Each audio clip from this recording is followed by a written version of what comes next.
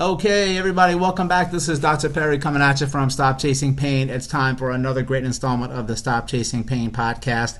I am really excited to have someone on today that's actually been a big influence on me, and recently she helped me quite a bit with my own personal struggle and really, in my opinion, helped change the course of my health over the last several weeks. And I reached out to her if she would graciously come on and share some of her expertise with all of you, and she said yes. So I am very, very honored to have Julie Wiebe on the line, a physical therapist who specializes in the pelvic floor. Julie, thanks for coming on. No problem. Thanks for inviting me. I'm glad to be here. Well, why don't we start off by first of all telling people a little bit about yourself, and then kind of get into what started your journey of really wanting to specialize in the pelvic floor, and if you can explain exactly what that means.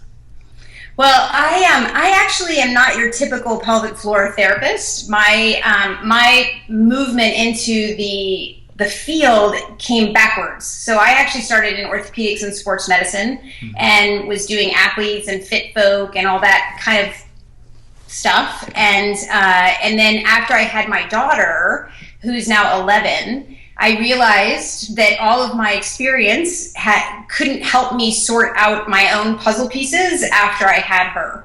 And so I really started to look into what exactly happens to a woman's body after she has a baby. And honestly, the information at the time was pretty limited and pretty doomsday-y, quite frankly. One of my favorite things that I read is that a woman's rib cage expands 2 to 4 inches after she has a baby. And then it says, this particular book said, and in most cases, it never returns. And so I just imagined myself wearing tents for the rest of my life because my ribs would never come back in. And it just didn't suit me to just be satisfied with that. And so I really turned my attention to trying to understand what was going on for myself. And the core kind of was coming on the scene then, really had started to trickle down into clinical medicine, and we started to understand, more and more about that central stability and the ability to turn on those muscles before movement. And I recognized that I was really underutilizing that system, and so were most of my patients. My 30 to 60-year-old female patients, that typical orthopedic caseload, they really were manifesting an issue to me because they had never reorganized that center after their pregnancy. So over time, they had just overused other muscle patterns and kind of moved along their life and their fitness without ever reestablishing that strong, sturdy center. And so it really became my mission to understand that system as well as I could and try to come up with ways to help women reorganize that. And then with the ultimate goal of getting back into fitness, because that was important to me, and I knew that was important to many of the women that I was treating. And so that sort of was my shift, is to start to figure out programs that would honor that system and honor it in a woman's body. Because the other piece of that puzzle that a lot of people don't talk about is the pelvic floor. And way back in the day when we started all this stuff, all we talked about was TA and multifidus. And that really is a big piece of the conversation still for many. And the reality is the diaphragm and the pelvic floor are also part of that system. And the pelvic floor has sort of been, which is the bottom of the system, has sort of been set aside as something separate from the system. And we've always treated it that way. And so to understand that most of my clients, my female postpartum women, have had some kind of impact from the pregnancy on their pelvic floor, on their diaphragm, on their TA, getting that whole system working together again became my mission. And so that's sort of, so I went from the outside in, and I continue to be an atypical pelvic floor therapist because I don't do internal work. My goal is to access it within movement patterns, to get it moving within function and within training, and if they need more internal intense work, then I refer them out. So, but I say that because not everybody has to be an internal therapist in order to access and implement and integrate the pelvic floor. So I hope that's kind of a snapshot of how I got there. But I went from the outside in, but I train everybody from the inside out, getting that system together, coordinating it, and then implementing it into fitness and sport-specific programming. So. Oh, that's great. Yeah. Well, I think that's how we all kind of sometimes come into discovery, right? Through something personally of ourselves to help us, and that's really one of the things that you helped me with, because with people who follow my work know I've been dealing with some health issues lately, and it turned out that I had some pelvic floor issues, and you really helped me and contacted me with some people that can help me out for what I've done, and then that kind of was the catalyst for me to learn more about that. So I can just imagine now me going through it, how many people may be lost and feeling a lot of health issues but don't know about the pelvic floor. So it's rampant. It really is. And the reality is, one of the things we struggle with in my world of women, trying to help women and men, is that there's sort of especially in the female section of things, there's sort of an acceptance. Like, well, my mom leaked after she had babies. My mom had back pain after she had babies. My mom's pelvic organs fell out of her after she had babies. I guess that's just what happens. And you kind of are, because you want to be a mom, you're willing to step into that risk and willing to do it. But because it's so common, it's become normal. But the reality is just because it's common doesn't mean it's normal. We can actually do something about it. And the message, unfortunately, that's out there is very, it doesn't provide a lot of hope. Like, there's a lot of, it really is too bad. And I think that there's a whole team of us that are trying to change that message out there. I actually just recently blogged and challenged Depends and Poise to change their messaging. Like, the messaging is get confidence because you're going to wear pads so you don't have to worry about the leaks. My message is get confident because you can reorganize that system, get the pelvic floor back on board with the rest of the muscles that help to control your continence and give you a sturdy center at the same time. That's confidence. Like, that's true confidence. So, the overarching message to women still isn't, this is fixable. And to men, like, you're not alone. And I'm grateful that you're willing to talk about it, because there's so many men out there that are struggling. And women, at least we talk about it, but it's not like a locker room conversation for men. You know what I mean? So, right. So we really need to create opportunities like this where we can start to talk about it and make it really, it's normal. I think one of the major messages I have is that incontinence is only one signal that central stability system is out of balance. We know to look at the core and say, well, if they're not balanced, or they have a gait problem, or they have poor trunk control, it's easy for us to say that's a core stability problem.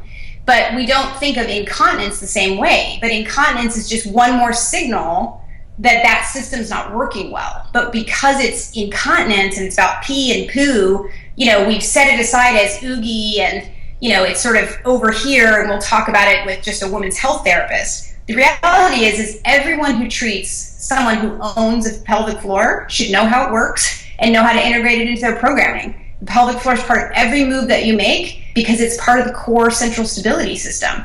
So it really behooves us to understand it as an ally versus something that is not in our wheelhouse, it's not my department. And incontinence is just one kind of signal. If we just start treating it that way, I think it'll hopefully start to change the stigma around it.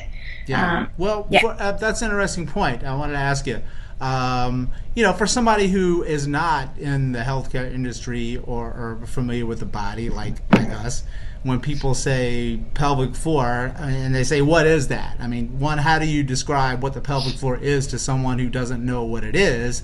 And then two, what may be some of the other signals or signs that some people can present with beyond, I just can't hold pee or poo? Most women have at least heard of the pelvic floor, or the other thing they've heard of is doing Kegels. I don't actually promote Kegels because I think it's an isolationist type idea for the pelvic floor, that you should sit it over here by itself and squeeze it. Doesn't really work for the way I think about it. But I talk to them about it is just to help them get even a beginning, is to help them understand it is the muscle that kind of helps us do our pee and our poo, and that sort of, they kind of understand that. And I mean, I instructed my kids in this. Like, my kids can understand this. It's just a muscle. And so I talked to them like that, about it like that as well. Like, it's, we have some titters and we laugh and we have some tee-hees because it's kind of an awkward topic. But I just talked to them about how the pelvic floor, we've always understood it as this lone wolf. Like, it's always been the one that we've talked about as the one that controls pee and poo. But we're actually, I always say, we're on a new learning curve. We have great new research that's shown us that the pelvic floor is a part of a system of muscles that help you control continence. And so if we can, and part of the reason you've been struggling so long, most of my patients have tried Kegels.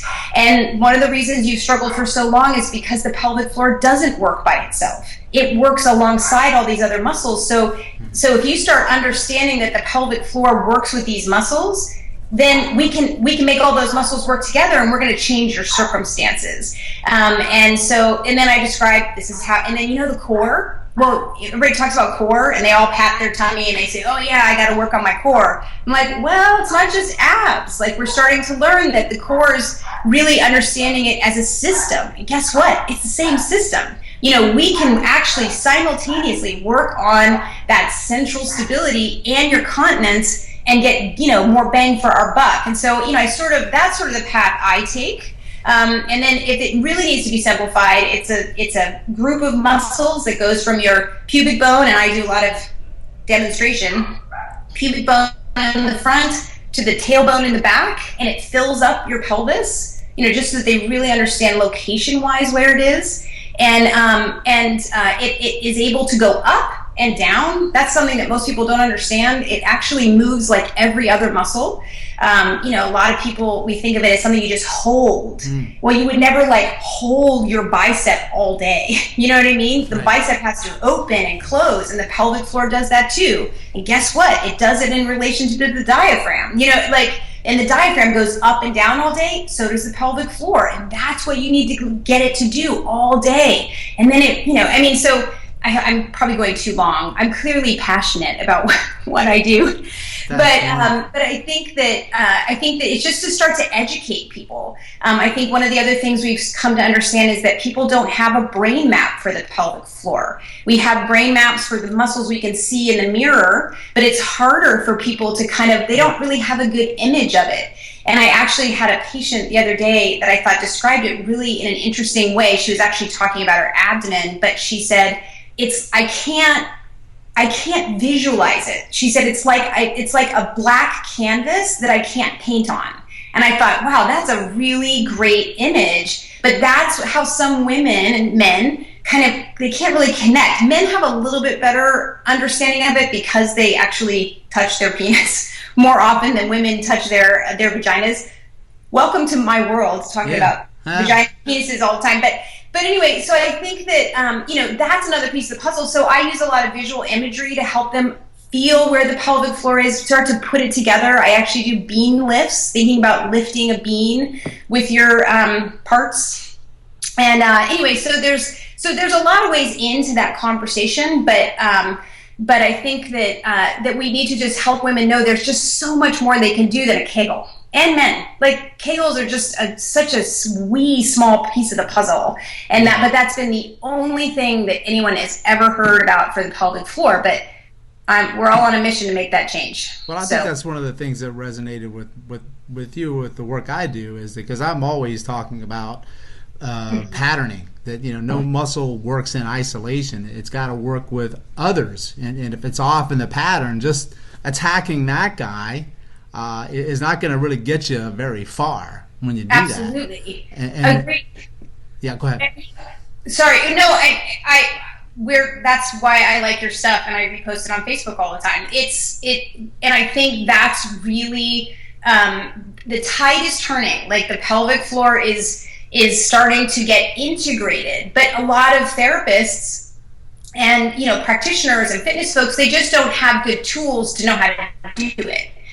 And I think that it's been, I've been preaching this message for a long time. We need to think from both ends of the spectrum. The pelvic floor. Oh, I didn't answer one of your questions, but the pelvic floor is really the natural link between the sports medicine world, and the women's health community in the world, or that world of issues, because the pelvic floor is part of the core. And in sports medicine, we're like, core. And in the pelvic health community, we need to move more into understanding the pelvic floor as a unit, you know what I mean? As much as these guys need to start to include it, you know what I mean? We need to bring that together. And what did you ask me that I missed? It was something about maybe some other signs or symptoms besides incontinence. Right. And so, but one of the things we need to understand about the pelvic floor that also links it to manual therapy and orthopedic physical therapy is that the pelvic floor, its insertions, its origins and its insertions, where it starts on the bones, is the pubic symphysis,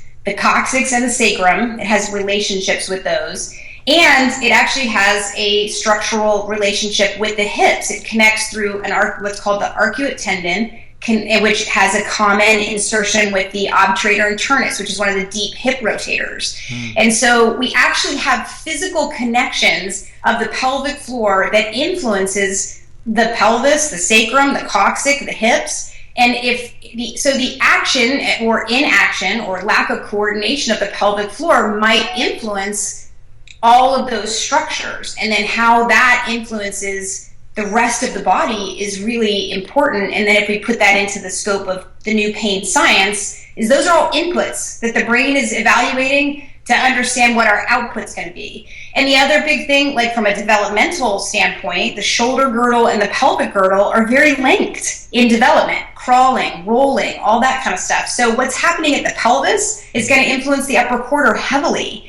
And so, it's way too easy to just say, well, it's just about incontinence. If you've eliminated the pelvic floor and the pelvis from your thinking, you kind of missed a huge piece of the puzzle. And so I think that might manifest in, like I said, you got to put it into the scope of the new pain science, that these are inputs. So how that shows up for a patient, I'm not sure. But what I do know, so they might come to me for a jaw or a headache or a shoulder problem or all that kind of stuff.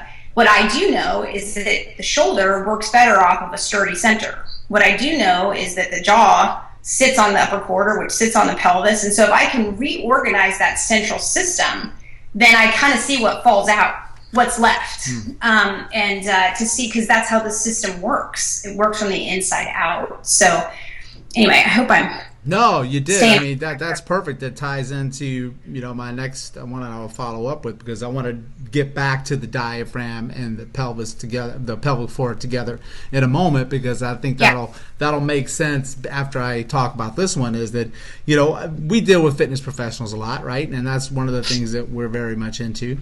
And I work with a lot of gymnasts, a lot of dancers, and a lot of CrossFit people.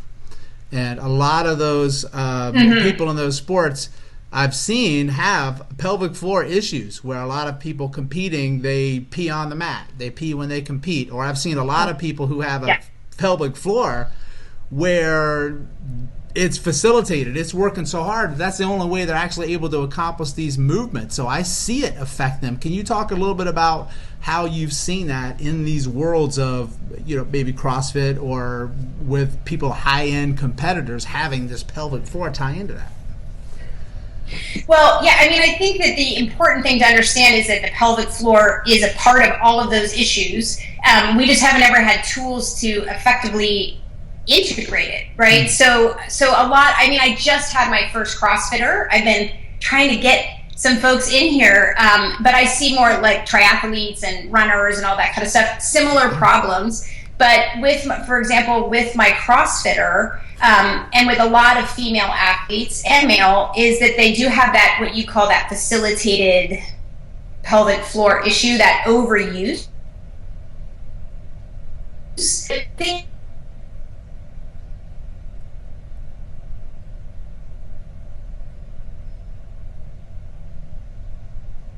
Is through hypervigilance as opposed to weakness. But so communicating to those people, we don't want you to strengthen your pelvic floor. We want you to coordinate your pelvic floor. That's really one of my major messages. And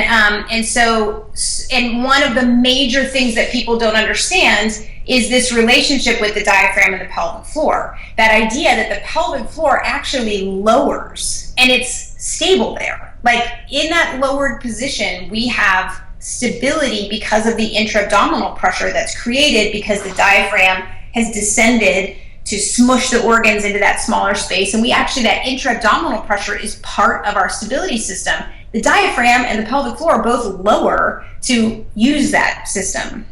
And on exhale, when the diaphragm lifts, the pelvic floor recoils back up and is part of that active stability system at that point. And so for people in sport to understand that we need to teach the pelvic floor to what's the word I'm looking for? To attain or to, that's not it, to accept or be able to respond to pressure, that's part of the inhale. And then it needs to learn to jump back up and bounce when it comes to impact. Like it needs to be able to do both those things. If we teach it to go up and down, we've taught it to respond to pressure and be stable against pressure, which is cough, sneeze, laugh, jump. Mm-hmm. And then we also need to teach it to recoil and bounce because that's impact loading. We need to teach it to go back up and down. And so that's kind of how I talk to my athletes about it. Like because they tell me I hold my pelvic floor the whole time I'm running. And I say, well, that's why your hips are so tight. Like if you grip your pelvic floor all the time, you can't open up your leg and do hip extension for running. Like, and then they all have tucked bums too, and you can't extend your hip if your bum is tucked.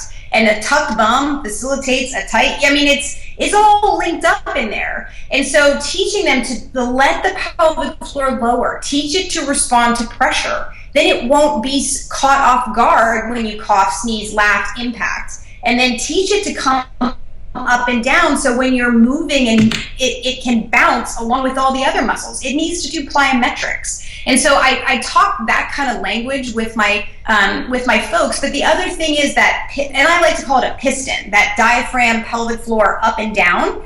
The TA, that abdominal wall, is part of that.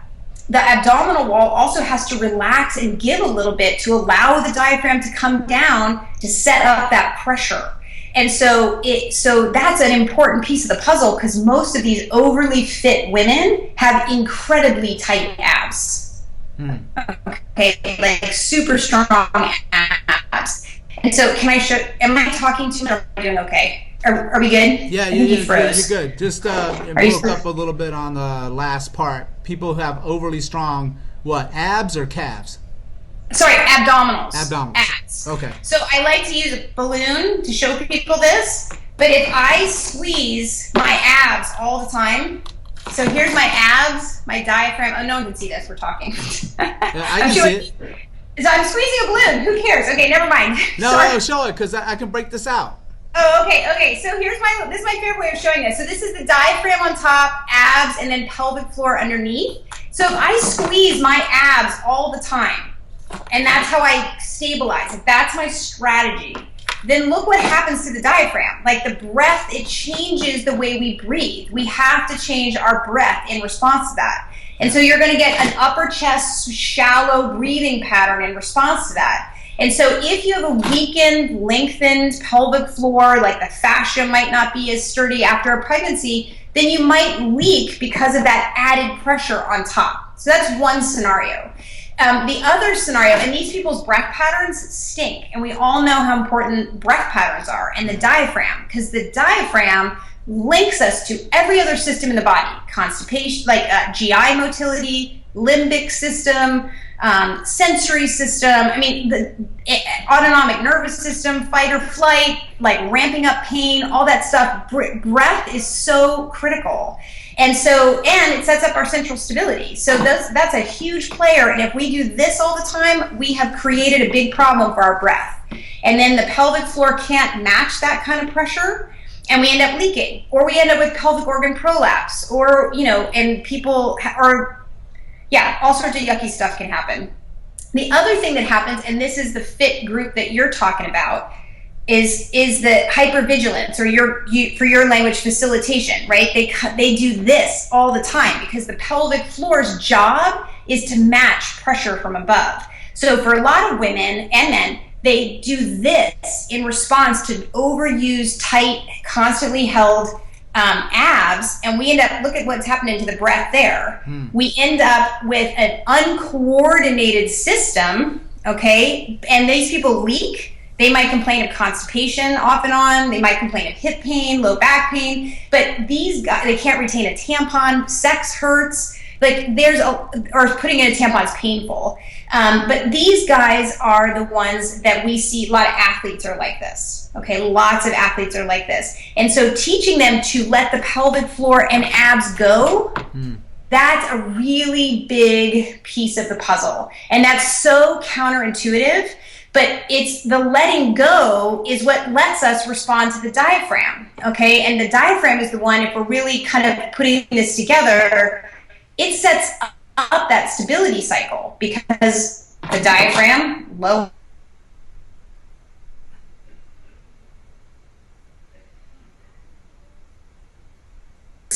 and then when the diaphragm lifts, they pop back into position. It's sort of this up and down, give and take. That's that pistoning action.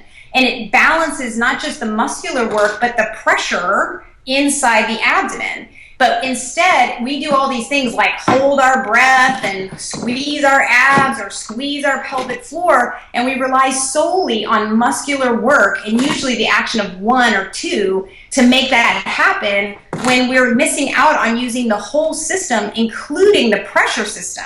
Put it on the team instead of having it work against us. Does that make sense? I'm kind of hitting a lot of topics at once. That makes great. I mean, I can tell you got kids because you have the most awesome way to explain things, because it's one of my favorite quotes is that, if you can't explain it to a 6-year-old, you don't understand it yourself. And that balloon that says it all. It's awesome. Yeah, I love that.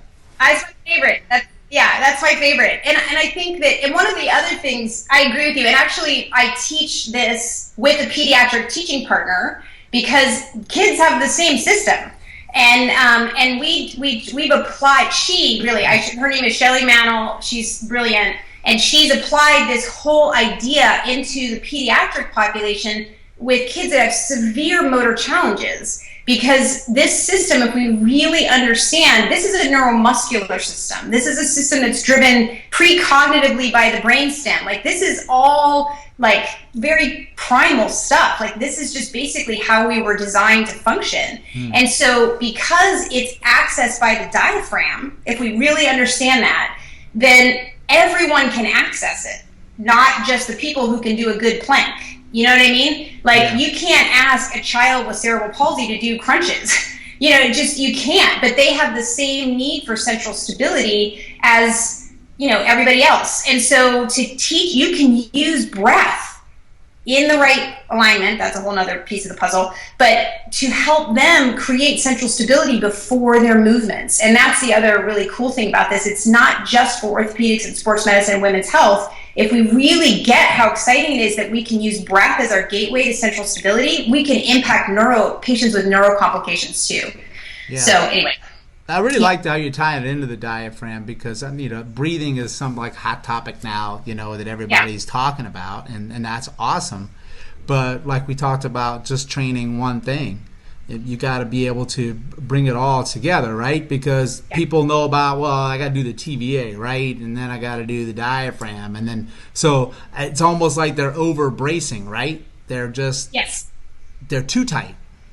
Right, absolutely. And I think that's the other thing I think that we've sort of relied very heavily on for so long, is the strength model. Like, we just have to strengthen it and it will be better. Like, I recently caught something on Twitter where they did some kind of rap, and they said that if we get our patients to 5 out of 5 strength, they'll be better. Like, I don't remember what it was, but, and I thought, that's just not a good message. Like, 5 out of 5 doesn't mean they can coordinate it. 5 out of 5 doesn't mean they can function. Strength does not equal function. Function equals function. And function is it's an integration of systems. And I think that's really my big message is, we got to coordinate muscular work. That's how we actually affect a change, and one that will last.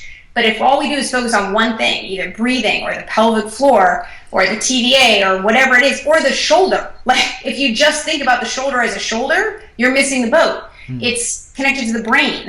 It's connected to the pelvis. It's connected to the spine. Like you can't, and I think that's probably why you and I resonate, is that we trying to look at it as a group of systems is so valuable. Yeah. So I'm right there with you. Well, I think, a couple things. One, that's why I think it's extremely important, if you feel you may have a pelvic floor issue, to contact and speak with someone, like yourself, who people will be able to do that, who understand that concept of looking at the floor. I think that's really, really critical, which is why I reached out to you. And it was interesting when you were talking about the people that, they're hanging on, the pelvic floor is up, and they're butt tuckers. I'm like, that's me. I'm like a classic Shirley Sarman posterior pelvic tilt, jamming forward, so my femurs go forward. I'm locked in and I always feel like I'm up. And one of the first things that you had expressed to me and the therapist you referred me to is to try to get that, just a feeling of letting your pelvic floor drop. I got on like all fours in a quadruped kind of rock position to let my stomach go and just try to get a sense of losing the black canvas that you talked about and letting it drop. And when it dropped, oh my God, I just felt so much, almost like a weight was taken off of my shoulders. I love that. Yes, because it's so linked. And that's the other thing a lot of people will say to me, because I talk a lot about the breath and all that stuff. And again, people sometimes get pieces of the puzzle and they hear me talk about breath and then they'll say, well, I can't get my breath. And I say, I'm like, well, you can't get the breath if you don't relax your tummy. And then they may say, well, I'm trying to relax my tummy. And then I'm like, then you probably are holding your pelvic floor. It's like trying to breathe against a brick wall. Like you can't do it. And so you're going to breathe up and hold up high. And it's a system. And actually, one of my analogies, I want to do a vlog on it that I just came up with lately, is watch your pet. Like, I have a dog, and if you watch how your dog breathes, or your cat, or whatever, you see the abdomen rise and fall, and rise and fall. And that's what we're talking about. And there is no way our pets are gripping their abs. You know what I mean? And there is no dog that has a muffin top. You know what I mean? Like, no dog has a muffin top. And when you think about how that ab goes in and out and in and out, we're training it. Like, that's better than 18,000 crunches. It's the breath cycles making it do that in and out all the time. So I think that people we need to move away from these messages that we've been giving out for a really long time, that if you strengthen it, it'll be better. The reality is, if we coordinate it will get, you're more, better isn't even the right word. You're setting yourself up for the body working efficiently. Like, that's what it's supposed to do. The body is set up for efficiency, not necessarily for, pain or no pain. It's set up to be efficient. And so if we can optimize that efficiency in muscular work, it's just a very different scenario. You don't have, because you learn to relax your pelvic floor and your tummy, you got that letting go of that tummy was a piece of the puzzle, is that the rest of you didn't have to work so hard to hold you up against gravity. Right. Like, those muscles weren't designed to do that. Those muscles were designed to do movement-based stuff, smaller stuff, not do the whole system. And so, anyway, So it was a really big thing for me. I liked, just getting down towards the floor so I could unload my body a little bit and not need so much stability. But I noticed it the next day, is when I've been practicing it, of course. What I like to say, it takes my foot off my movement brake. Like, I moved more efficiently when I got into the gym and everything like that too. And it's funny when you mention about the pets. You always reference the baby one, right? You look at a baby on the ground, they got the Buddha belly, and nobody told that guy to breathe in through the gut. They're just doing it, right? Yeah. But we get caught up, right? And then society where women may think I'm going to be fat if I do that, or suck it in, right? You have to deal with the concept of society of sucking in your gut, right?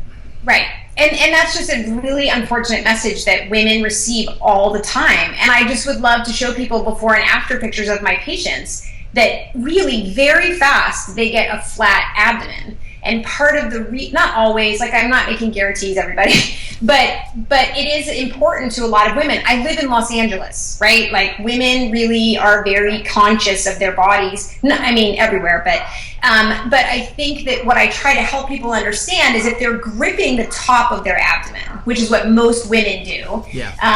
And I can show you with my balloon again. Yeah, let me see the awesome balloon. Okay, here's the balloon. So if I squeeze the top of my abdomen all the time, or I squeeze my diaphragm, because breath holding is a big part of their strategy. Sorry, they're my dogs, my examples barking. But if I do that, look at what happens to the lower part of the abdomen, right? If this is my lower abdomen, if I squeeze here all the time, I'm basically pushing. This is a closed pressure system. I'm pushing the pressure out the bottom of the abdomen. So they have that little paunch at the bottom of their abdomen that they hate, and they think, I just got to lose 5 pounds. They lose 5 pounds, and guess what? The paunch is still there. And it's because it's really a mismanagement of the muscles and pressure. They don't have a balance. So I teach my patients, I'm like, if you let it go, look at what happens to the contour of your abdomen. It flattens. And we learn to use it as a team, like make the whole abdominal wall work together as opposed to separated pieces. Then they start to see a more flattened abdomen. And it's not because I gave them a flat abs. It's because I taught them to use it as a team. That's it. I changed the contour of the abdomen. So it's sort of like What Not to Wear, that show, What Not to Wear. Right. Anyway. Great show. Like they look like they've lost 15 pounds because you got them better fitting clothes or whatever. But creating better balance creates that same image right away. So anyway. But yeah, I hear you.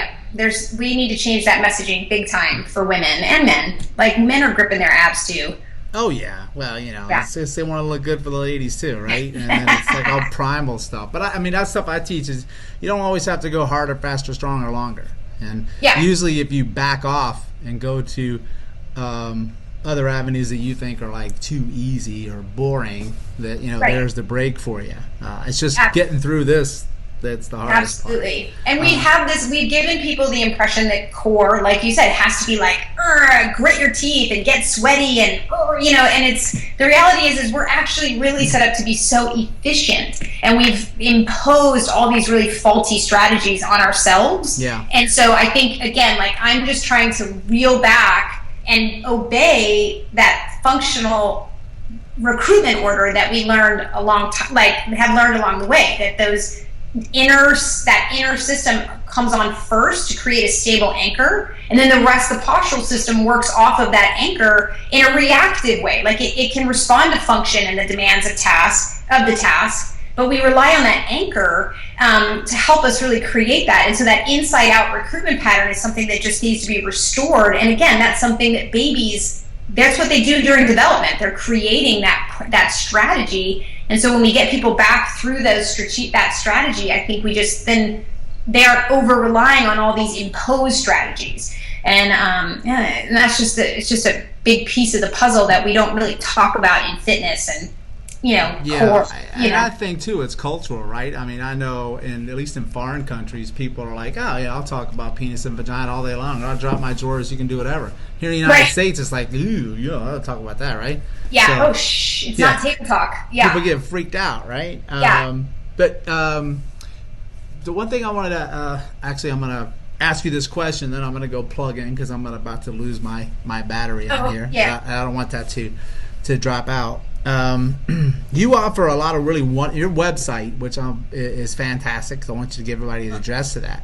You have a lot of wonderful resources on there, and if you can talk a little bit about the services you provide for professionals that want to learn more, but also everyday people, and the courses that you do provide online to help educate people. Okay, thanks. Yeah, I am on my website. There's a lot of stuff that is free. That's one thing. There's a lot of blogs and videos up that folks can start to get introduced to these ideas through a lot of the blogs. And then I do offer both online courses. I have some for adult and pediatric professionals. And then recently I released a program for women.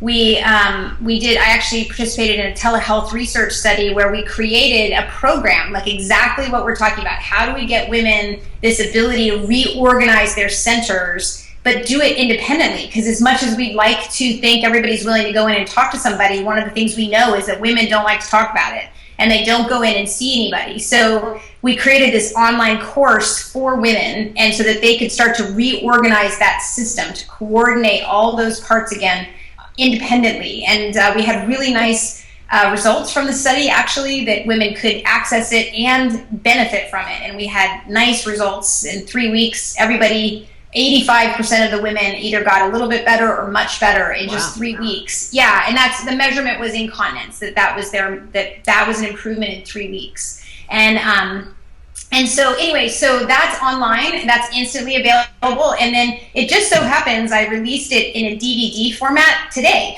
So it's now available. Woo! I know, what do you know? My goal was Mother's Day, and it didn't quite make it on Mother's Day, but now it's today, May 28th.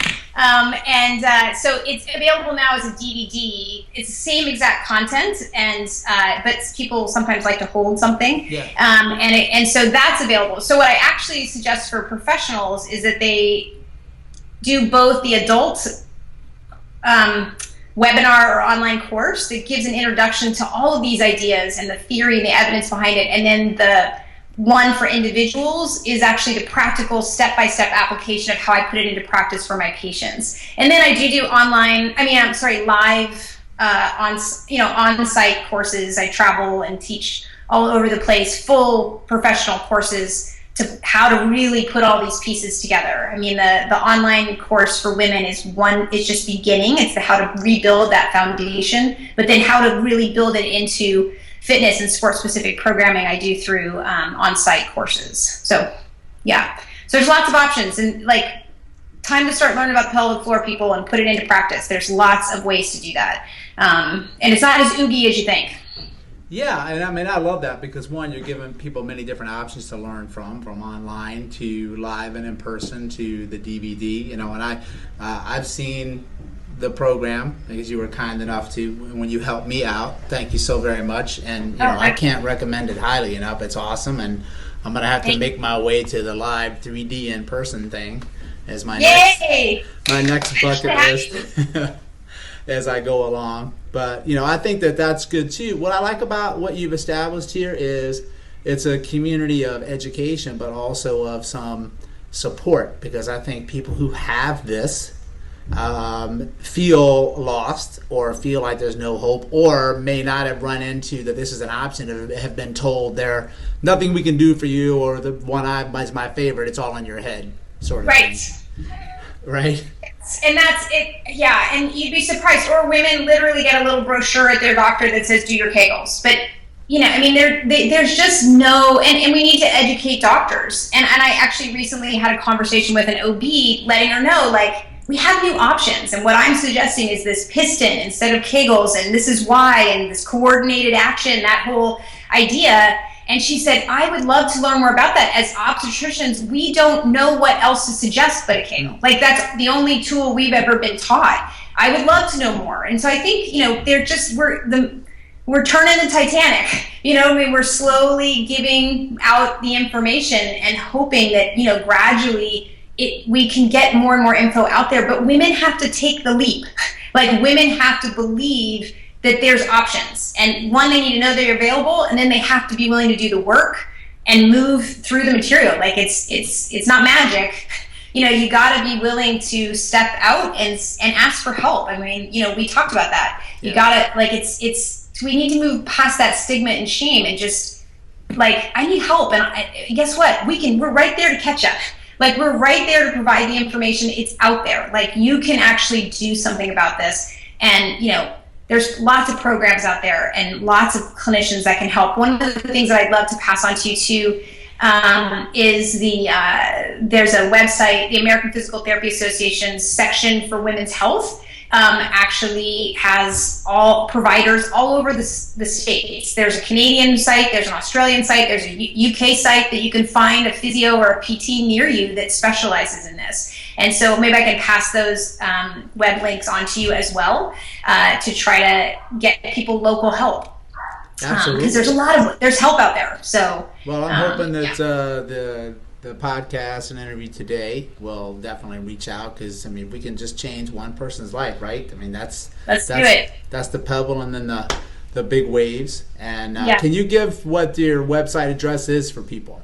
Yes, it's Julie Wiebe, PT.com. My name is spelled Wiebe as in boy, E. But even if you misspell it, the Google will take you to my website. So, but it follows the grammatical rule, I before E. So, but anyway, it's so complicated.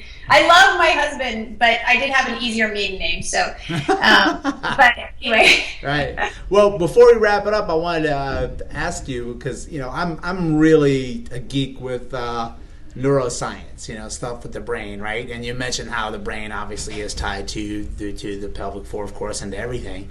But they said in a documentary watching the other day that they've learned more about the brain in the last 5 years than the last 500 years. Would you say Wow. that that's kind of way the pelvic floor is over the last 5 years, that we've learned so much more?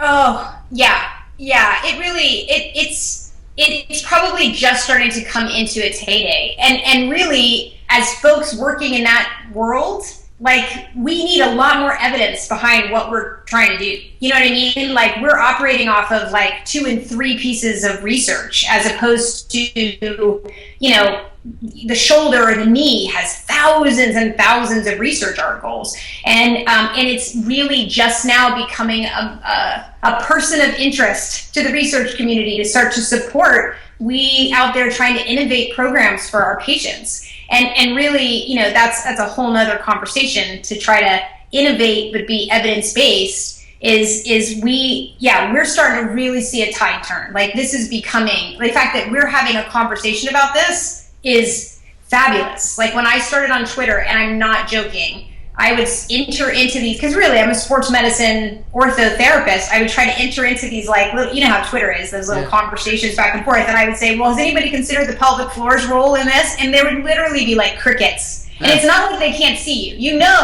They can see you communicating with them, and they just continued the conversation, ignoring that piece. And that was, I've been on for probably 4 or 5 years. Now we have this hashtag, pelvic mafia. People from all over in different pieces of the puzzle will hashtag us to try to communicate to us about how is the pelvis and the pelvic floor part of what it is that we're talking about. Like, the tide is definitely turning, which I'm grateful for. So, and so should all the women and men in the world that have a pelvic floor. Yeah, I think we all got one, right? Last time Yeah, I checked. yeah. So that's a lot of people to reach. Does there anything like a pelvic floor conference? Do they have anything like that yet? Well, let me put it to you this way. There's lots of conferences about things like topical pelvic health, pelvic pain, all that kind of stuff. The section of women's health through the American Physical Therapy Association has, regional, national conferences, things like that. Yeah, there's definitely ways. If you're interested, there's residencies, there's tons of stuff out there. It's like a hidden community. So I'm like, welcome. Let me welcome you into this enormous community of people that are really trying to work out the pelvic floor. But my goal is to link all of that stuff with the whole sports medicine world. Like, I'm trying to get everybody to shake hands and talk to one another, because there's so much to learn from the other sections of our rehab fitness world. So yeah, I anyway. think they work perfectly together, because everybody's got a pelvic floor, and last time I checked, everybody's got to move. Amen, my brother. Amen. And it all is big. It's one big system. Like, we have to think of it that way. That's awesome. Absolutely. Well, Julie, thank you so much for coming on and spending the time with us. It was great. It was like 50 minutes long. I had such a blast, and I'm sure that people are going to walk away. Oh, good. Me too. Yeah, it was great, and thanks for the balloon. That was awesome. My pleasure. I'm going to put this up, link to everybody. I'm going to link to Julie's website, stuff like that. Please go check her information out, because it can really change a lot of lives, including your own, but people that you care about and you love about, which is what it's all about. So thanks again for coming on. I had a good time. My pleasure.